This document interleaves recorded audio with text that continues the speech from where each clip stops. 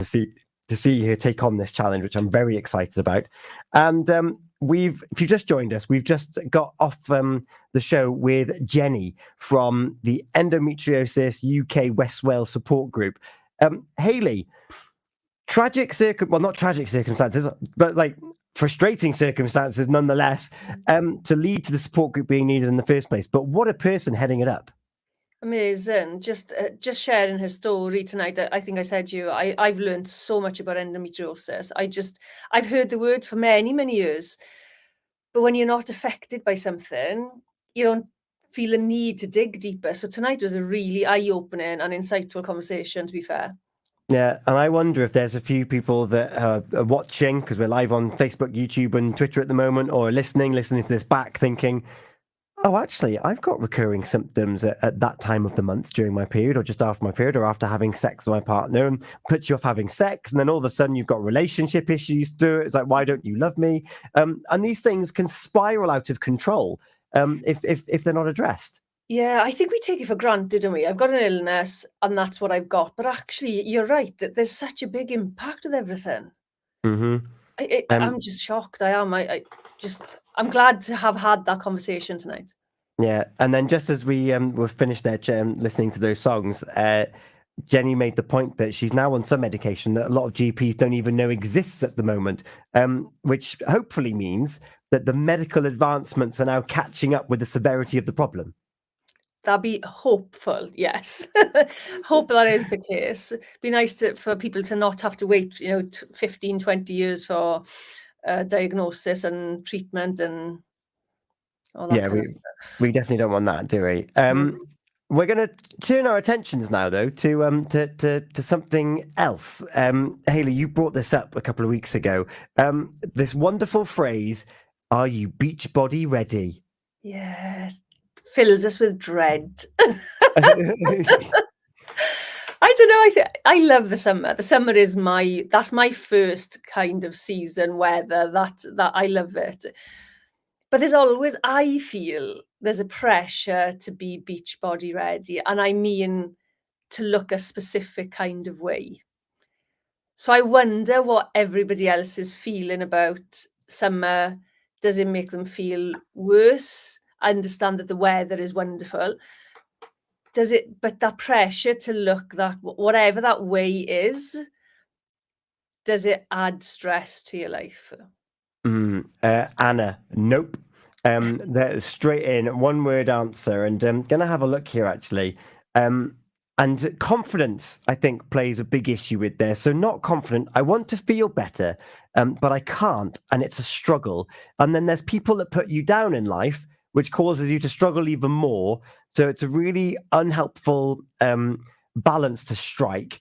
And it's just a confidence struggle all the time to get the confidence, to then have the resilience for when people try and put you down. Because we've talked about this before, when you change your patterns, and it's like, right, I'm going to go on the fit and healthy train now, and I'm going to look after my body, not get beach body ready, but just become a bit more healthy, a bit more aware of my surroundings, go for a few more walks maybe, and just build up incrementally. And people are like, what are you doing that for?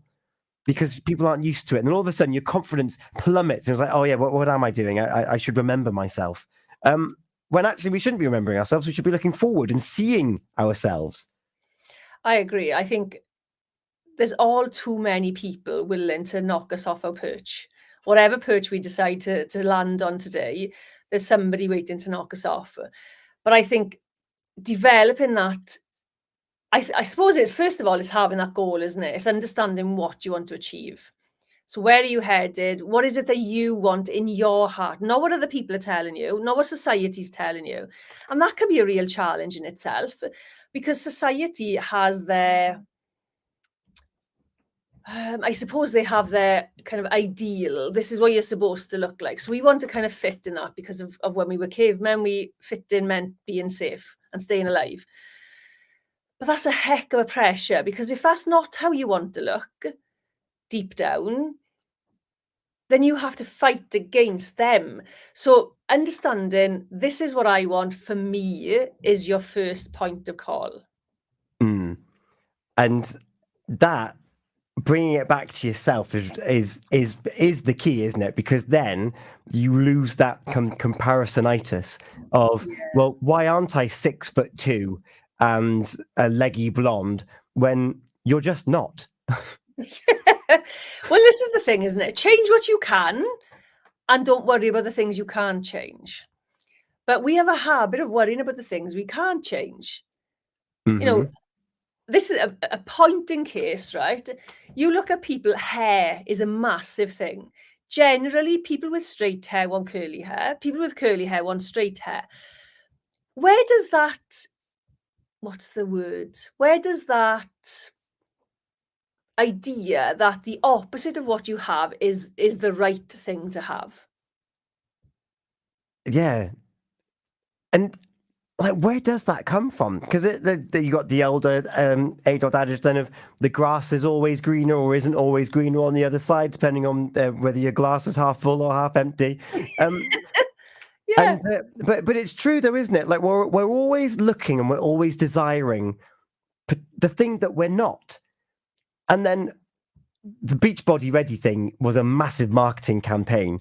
And the problem with massive marketing campaigns is that a lot of people see them. And then all of a sudden you are compared and you're judged against something that you were never going to be anyway. Yeah, and this is the thing, isn't it? It's okay to want to be something slightly different. Of course it is. But if you're hankering over, like, okay, if you want curly hair and you got straight hair, you can put a curler in and curl it. But what is okay, different question. What is wrong with accepting the way that you are and then choosing what you would like to change and focusing on that? And I think we lack the acceptance. That's a massive missing piece with people. Hmm. And I think I'd probably agree with you where we jump, we jump to the end bit and we think, well, I'm not happy with how I look, with how I feel. Therefore, I'm not even going to take the first step towards going where I want to go, and what I want to look at. So I'll just stay here, but also not embrace who I am. And then the joke that I often hear now is like, "Oh, you're going to be wearing a bikini?" No, and it's all sarongs and it's all big baggy shirts and whatever it might be to cover up everything. And it was like, well, but is that what you wanted to wear? Or are you actually now trying to hide something in the process of trying to get to your destination, whether that is something that's physical, whether that's something like a place you want to go or whatever. But yeah, because we can't snap our fingers and become that best part of ourselves, best in inverted commas, we just decide to stay where we are, and then that's going to knock your confidence as well. It's like, oh well, I'll never get there because I haven't started, so I'm now unhappy, and because I haven't started, I'm now even more unhappy because I know I won't get there. And then all of a sudden now you're in this cycle, and then before you know it, it's December again. Doesn't matter. I'll put my big baggy jumper on. Yeah, that's so true. I'll give you an example of my experience of summer. So we always go on holidays on my birthday. So July, my first, if you remember, my first show was in Turkey. I was in It Turkey was. last July. And I've always worn a bikini abroad. I have a little bit of a vanity issue with tan lines. So I've always worn a bikini abroad as an adult. I would not wear a bikini here. I would Okay. never go local to be. Now I do. In the last 2 years, I've got the confidence to do it. Prior to that, I would not do it. I would wear anything. I would wear like a play suit over my bikini. I would not wear it because I was not confident or comfortable here to do it. But that feeds into an insecurity I have about my body already. That I And don't like what I see, so nobody else is going to like what they see. yeah, and then we're into the realm of like your body dysmorphia then at that point. And from what I could, because believe it or not, Haley and I have never actually met each other face to face.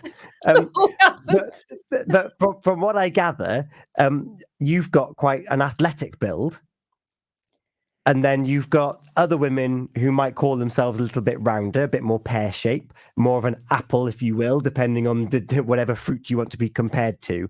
And yet, you can have your athletic types who feel very self confident, and then you've got your larger types that also feel very self-confident. You're both feeling the same thing despite looking very different in the mirror. But you get this with people who are thinner, or people who are more overweight. You'll get the people having the same experience about their weight, just in different, because they're a different shape or a different size. And we are less judgmental of bigger people who want to lose weight than we are of thinner people who want to put weight on. Oh, say that again. I think we are more judgmental of people who are more judgmental of people who are thinner and want to gain weight than we are of people who are bigger and want to lose weight. So who's got the easier ride there from a public perception point of view? I think the pressure is on because the misconception is everybody wants to be thin. And if you look at the media and what they reflect to us, you see celebrities, film stars, pop stars, all thin. Mm-hmm. So even though we're told the hourglass is the perfect figure, you very rarely see the hourglass, a genuine hourglass figure on screen. Mm-hmm. And I know the likes of Beyonce have got an hourglass figure, but there's not many of them, and she's not overweight. She's your kind of ideal hourglass, but we are all different shapes and sizes. And I think because most of us are aiming to be thinner, when somebody is thinner and wants to put on weight, we are more judgmental. I think they get it harder, and people are more likely to say, and I've seen this comment, people are more likely to say to somebody who is thin, "Oh, you're really thin, aren't you?" Oh, okay. Because it's less of a they're in a way they're less likely to be offended. Whereas because of course bullying in school, it was always the larger kids that had the comments put them in a derogatory fashion. Whereas if you're already skinny, it was just kind of like, oh, they're just skinny. Whereas the insults have always typically gone to larger people. I think that's where we've headed, but I think if you start at acceptance, I accept me as I am today, knowing there are things that I would like to change. That mantra is a wonderful mantra because you start to like yourself. And you're talking about somebody who's had body confidence issues since teenage years, and nobody knew. No. I didn't. I'm very good at keeping things from people. My depression, this, but acceptance of, right, this is where I'm at today. This is who I am today. This is the size I am today. What do I want to do about it? What are my options? And the third question is, what am I actually going to do about it? So it's all good and well saying, and I'm in a motivated state at the minute. I've wanted to lose weight for a while, but I've done a little bit of this and a little bit of that. I've changed my diet a little bit. I've exercised a little bit. But the last fortnight, I'm really kick-ass kind of motivated to exercise more and exercise more thoroughly. And that's changing the shape of my body. Mm. But I've had to get to the point where I take that action. And this is the thing that I think we often do when we're struggling with motivation, or we don't know what to do, or we've done it before and failed, is we need to decide what it is we want to achieve first. Then you decide, what are the options? So that's what I want to achieve. So let's say getting fitter, getting healthier are your goals. Right. What's around me that can help me? Who do I need to support me, or who can support me in my life? Do I need somebody outside of my current life? What am I willing to do? What actions am I actually willing to take? That's key. Because Mm-hmm. you can say, "Oh, I'm not going to eat chocolate. I'm going to lift weights. I'm going to run every day." But if that's not true, you're setting yourself up to fail. Yeah. So set yourself up for success and decide what it is you're actually going to do, and take small steps. And that's the key thing, is it's those small steps. They don't need to be leaps. They don't even need to be average side steps at all. And one thing that I've brought to the table in the previous episodes here in Healthy Minds is scaling. It's like, right, if I know that I want to be X, whatever it wants to be at the end there, and I currently feel that I'm maybe 4 out of 10 to get there. What can I do to get to 4.5, 4.25 in the next kind of 5 to 7 days? What can I do to creep ever so slowly closer to it? So you're not thinking I need to leapfrog straight from 1 to 10 and be like, oh, it didn't work. And then all of a sudden you're in this cycle of, well, I didn't complete it, which means I'm a failure, which means I shouldn't commit to anything. And our bodies downward spiral very quickly if we're not careful with our goals. Yeah, definitely. Having goals and taking the right actions is key. But being able to set yourself up for success, don't set yourself up for failure. We've got a habit of doing that, particularly if you're good at self-sabotage, you'll do that without even thinking. So a little bit of awareness, right? How can I achieve that goal? And what do I need to do today, tomorrow, and the day after? Then you take the next 3 days. And that just breaks it down and makes it achievable. I like that. So let's make ourselves some achievable goals. Let's actually get focused on what our goal is, not some wishy-washy, I'm going to become healthier. Great. Let's break that down. What do we mean? Are we talking about diet? Are we talking about lifting weights? Are you worried about, this was always a big thing about 10, 15 years ago, girls going to the gym. Don't they know they're going to look really muscly and then be unattractive? Who cares? And what I love in Pembrokeshire in particular is that there's lots of gyms cropping up in Tenby and like your CrossFits and your gyms around Withybush, where there's more and more female influence of just women looking after themselves like, yeah, I can do this, and I'm going to, because that's their goals, that's their desires, that's that they know how they want to feel, how they want to be, so they're progressing with it.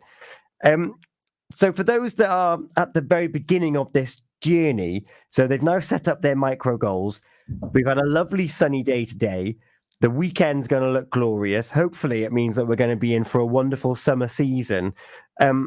We don't have a magic wand to get you to your end goal straight away. So if we are feeling brave on one day and not so brave on the next day and thinking, you know what, I'm going to go for that bikini, I'm going to go for that one piece, I'm going to go in the sea, and I'm not going to cover everything up and go in basically in my clothes because I don't want to do that.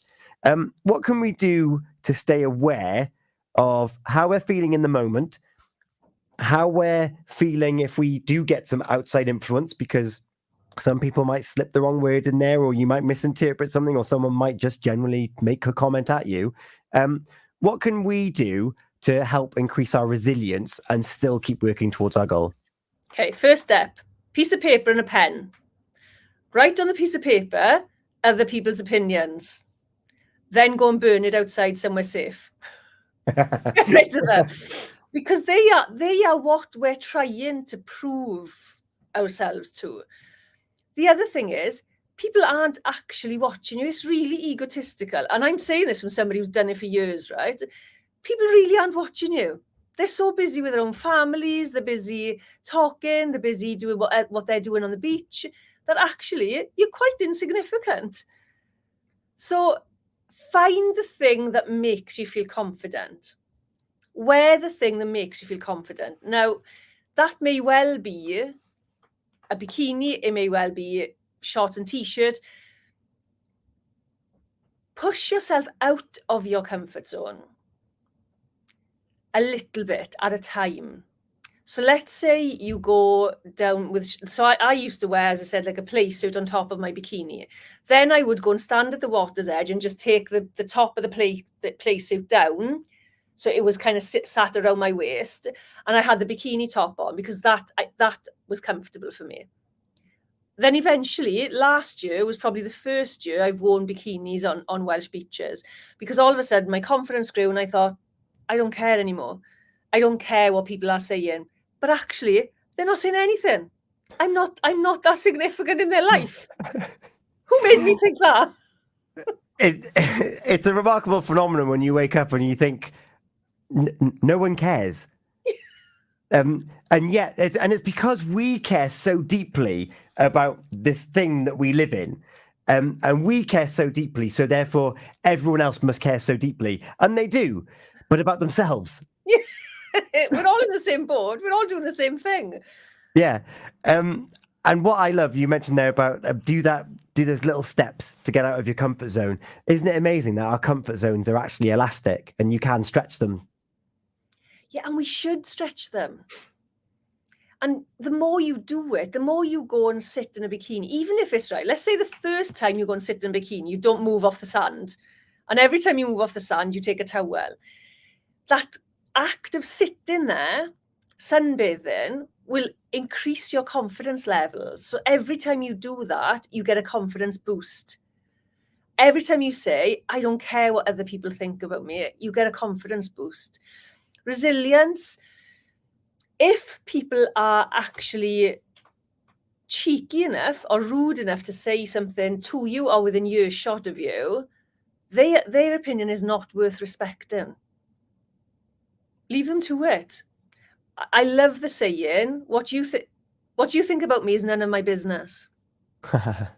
I love that saying because it's true. Yeah. And it is, and yet we're so drilled to take those comments on. But as you say, it's not my business what you think. You can think and say whatever you want. You're allowed to not care about that.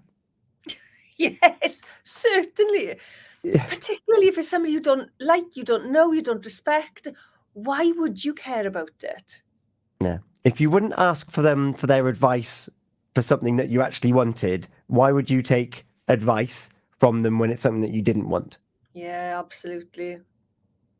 Agreed. So we got some food for thought for you there as to when the summer months is coming, because last summer and certainly the summer, like, they got really hot and it got really warm, and there's people covering themselves up and they're in their coats and stuff. I was like, oh no, I don't want to be seen. I don't want to be seen. Like smaller and larger people, men and women. Men aren't excluded from this. I grew up wishing I had bigger arms, and I still do. But I'm not going to stop me from going out there. I used to think, oh God, what must I look like? Whereas now, if I'm jumping in the sea, I'm putting my shorts on because I can't be bothered walking around in a wet t-shirt because they're heavy and they're cold. But more than anything else, and yeah, it is a.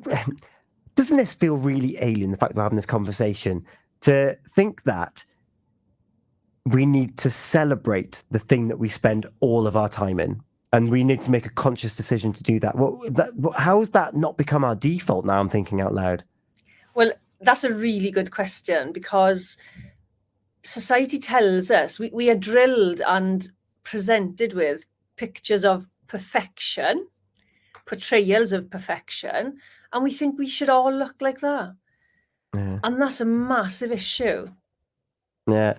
And as you say, that perfect, and it goes around, and that picture of perfection, and this is why it's totally made up, is because it changes by the trends. Exactly. Well, you think about Twiggy was a model in the 60s, I think, was she? 70s, maybe? 60s, 70s, yeah. Really, really thin, tiny. Mm-hmm. And we've had the likes of sort of Heidi Klum, and she's been a little bit bigger, but not big by any means. But those models are generally 4, 6, 8 sizes.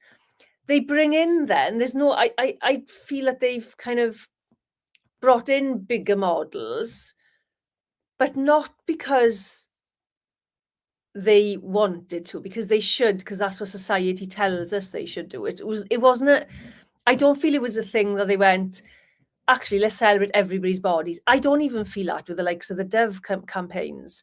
Mm. I think we still have the pressure because we're bombarded with these images of this thin perfection. And Instagram, massive issue. TikTok, I would imagine, can be the same, but Instagram in particular, it's where people go to portray perfection. Mm. It's not the truth.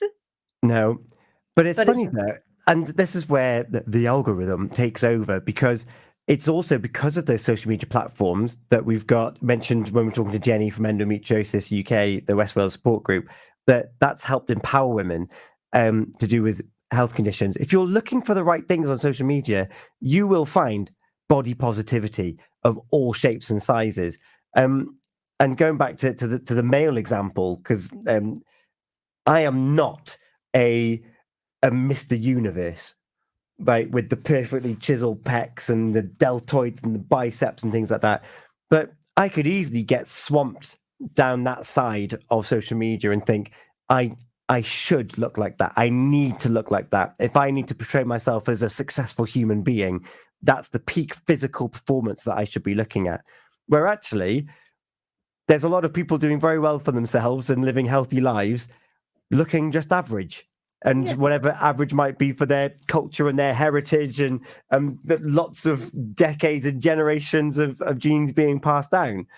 Agreed. Yeah, definitely. And I think that's something to remember as well. There's lots to talk about with body weight, isn't there, with health and everything else. But it's the mindset behind how we treat ourselves and our bodies. Beach body ready can be anything really. And I don't know, I'm not too sure how I feel about just put a bikini on and go to the beach and that's your beach body. I get it, it's true, because your body's your body. So but I don't know how I feel about it. It makes me angry sometimes, and I just go, oh, whatever, other times. And I don't really know why. I've not really spent any time wondering why. Why does it make me angry, and why do I feel whatever with it? Yeah. It's definitely one for that pen and paper, isn't it? And like, why do I feel like this? And if you're feeling as these summer months are approaching, you're thinking, oh, I'm just going to have to hide away. We definitely don't want that. If you've got any hints or tips, please let us know. studio@purewestradio.com, and we'll flag them out for you throughout the month. We'll be back again. When are we back, actually? Because it'll hopefully still be nice and sunny next time we're back. We're back again on the 13th of June, which will be wonderful. So looking forward to that already. It'll be here by the time we finish blinking, by the rate that this year is going on so far.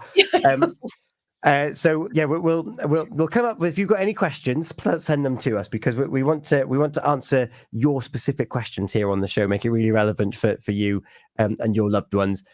Just a reminder of all the contact details: 01437 764455, the PWR app, email studio@purewestradio.com, and of course the social media where you'll find us as well. Any final thoughts on body perception and being beach body ready, Hayley? I'm going to go back to that. Get a piece of paper and a pen, write other people's opinions on there, and burn it safely outside in a fireplace, all safe. But yeah, I just think we can get so bogged down thinking that other people are saying things about us or doing things behind our backs. Actually, it doesn't really matter. In the grand scheme of things, it doesn't really matter. I completely agree. Embrace who you are, and everything that comes with you, and stretch that comfort zone. Be bigger than you think you are, because I'm going to put my neck out and say I can guarantee that you are, in an emotional, in a resilient kind of way. We are all capable of fantastic things. Don't let the bubble squeeze you in. You blow air into a bubble and it gets bigger. So enjoy your surroundings and try and embrace that a little bit more around you, which I know we're making sound awfully trivial at the moment, but just give it a go. Small steps is all it takes, is small steps. Someone who's taken small steps and has found herself in a really low place in her life she took small steps, and then she got on a boat, and then she got into a bigger boat.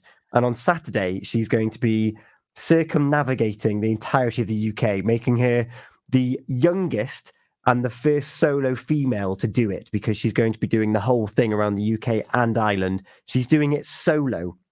And the reason that she's doing it, this is Freya, who I'm talking about. She's doing it because she wants to show other people that may have had difficulties with their mental health in the past that you can overcome it with the right support, with the right communication. And she's going to be sailing into ports all throughout the UK over the coming months. It's going to take her to have those conversations and to help people expand their own bubble, to go back to that analogy. She sat down with Lee from the Community Hub a couple of weeks ago on the Community Hour, and we're going to replay that for you, because she set sail on Saturday morning I'm going to be there to wave her off from Neyland Marina. She's going to be setting off at about 10 a.m. So come down and wave her off as well if you want to feel inspired. The youngest solo female to do so. It's coming up to 10:30, so it seems like a good time to hand over to Lee and Freya. Lots of references to the community hub that you're going to hear in the community hour. The shows are brilliant. They're a focus on what's happening in Pembrokeshire through the community hub, and even get guests on there as well, does our Lee. So you can listen back to previous episodes on the website. You can listen back to our conversation with Jenny on our Facebook from Endometriosis UK. You can listen back to previous episodes of Healthy Minds, Better Lives on our website, along with the community hour and all of your favourite shows. Until next time, which will be June the 13th, we're going to hand you over to Lee and Freya. And if you have any questions in the meantime, it's studio@purewestradio.com. And very quickly, Hayley, last month we mentioned that we were celebrating because you had just heard something exciting. We're just waiting for a start date on it. Yeah, please do get involved. If you are struggling with burnout and you're looking for a safe space to come and join a number of people going through that same journey, and you're looking to get tips, tools, resilience, and offload and release those emotions that are keeping you stuck, please do get in touch. You can find me on Hayley T. Wheeler on every social media platform. There we go. For now, though, we're going to hand over. So tune in if you're watching this on social media on your smart speaker. Just ask it to play Pure West Radio on the PWR app or online at purewestradio.com. Hayley, we'll do it again next month, where hopefully we'll be reunited with Tammy as well. Yeah, looking forward to it. I can't. We're going to test her. We're going to test her on that conference that she went to. Yeah. Hayley, thank you so much for your time this evening. Good night, everyone.